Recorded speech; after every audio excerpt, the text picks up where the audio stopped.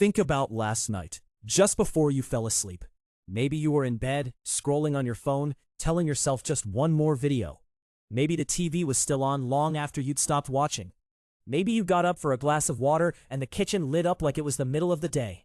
Whatever it was, real darkness never got in. A standby light, a charger blinking, the street seeping through the curtains, a thin line of light under the door. That's how we meet the night now, softly lit, never quite switched off. Most of us have never once sat in real darkness. Your ancestors sat in it every single night, for half of every day they were ever alive. And this wasn't the odd, rough night. The electric light you switched off tonight is barely 150 years old, just 6 generations of humans. The 10,000 generations before them, almost everyone who has ever lived met real darkness every evening, and it stayed for 12 hours or more, night after night, for a whole lifetime. So here's the question we almost never stop to ask. In all those hours, with nothing to switch on, what did people actually do out there during the night? We picture them huddled on cold stone, terrified, waiting for morning. But the people who actually study the ancient night find almost the opposite. Nearly everything about it that would frighten you, the dark, the cold, the things moving in it, even lying down defenseless, they slowly turn to their advantage. Start with the thing you'd fear most out there, whatever is moving in the dark. But here's what catches people off guard. The danger wasn't the same every night. It rose and fell with the moon. On a bright, full moon night, you could see across the whole camp, and a hunting animal lost its biggest edge. But on the nights around the new moon, when the sky went truly black, that was the dangerous stretch, because the dark belongs to the things with better eyes than ours. We can still see it happen. In parts of Tanzania, where people and lions share the same land today, researchers tracked hundreds of attacks and found they spike in the 10 nights after the full moon, exactly when the evenings turn dark. For our ancestors, that difference between a safe night and a deadly one was written in the sky above them, and it could be read, so they learned to read it. The moon runs on a rhythm you can learn in a single cycle. It swells, it fills, then shrinks away to nothing, and begins again, roughly every 29 days, without fail. Once you know that rhythm, the dangerous nights stop being a surprise. You can see them coming. You save the long journeys and the risky moves for the bright nights, and you stay close to the fire when the dark ones roll in. That cycle became the first clock humans ever had. It's where our very word month comes from, one moon. And it's not gone. Even now, with a switch beside every bed, our sleep still drifts with it. In the nights just before a full moon, people fall asleep later and sleep a little less, and almost none of them notice the pull. The moon told you when the dark was coming. The fire is what you did about it. Long before any of this, we'd learned to keep a flame alive. And on the black, moonless nights, that flame did something no weapon could. It drew a line, a small moving circle of light, and inside it, you were safe in a way you weren't anywhere else. An open fire unsettles almost everything that hunts in the dark. It's bright, it's strange, it moves and crackles, and it can hurt, so most of them keep their distance. You didn't have to be faster or stronger than a leopard. You just had to sit inside the light. For the first time, the dark had an edge you could hold. Once the fire kept the dark at bay, something remarkable happened inside that circle of light. They didn't just wait out the night. They made things in it. Look closely at the art they left behind, and there's a clue that's easy to miss. Some carvings, animals scratched into flat stones and cave walls, were made to be seen by firelight. In 2022, archaeologists viewed Ice Age engravings the way their makers would have, by a single flickering flame.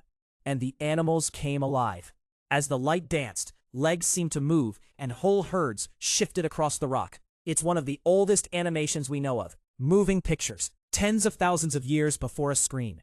They even made the light to do it. Stone lamps, filled with fat, carried deep into caves. In one French cave alone, more than 100 were found.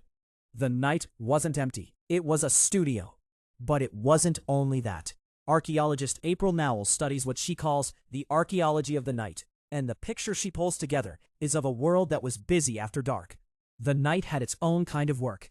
Around the fire, hands stayed occupied, but tools sharpened, a hide scraped, food set to cook slowly in the coals.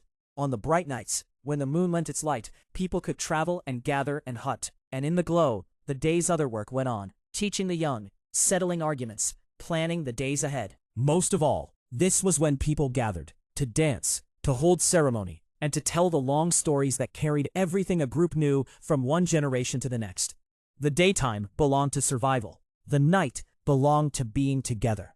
And when the fire finally burned low and they lay down to sleep, they met the oldest problem of all. To sleep is to be defenseless. Eyes shut, in the dark, with everything we've talked about still out there. So how do you survive that, night after night, for a whole life?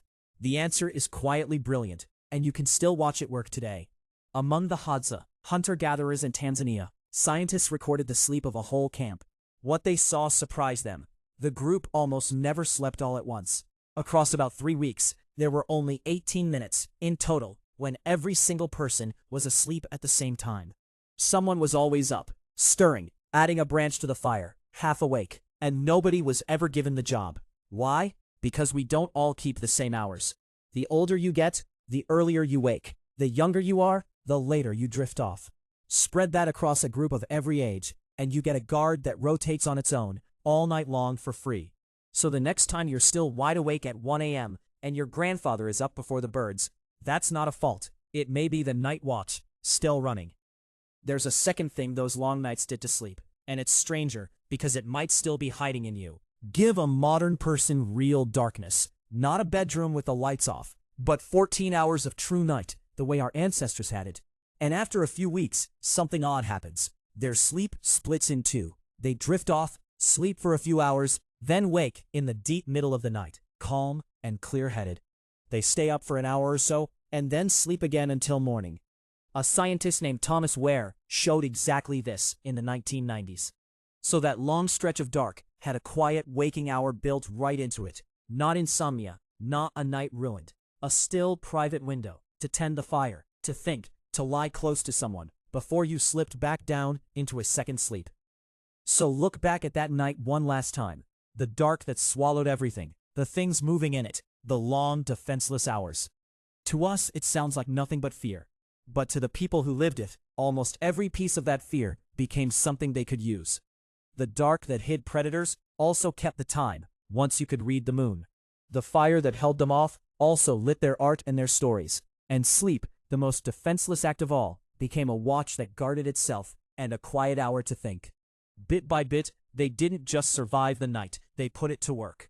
And then in a few short generations, we switched it off.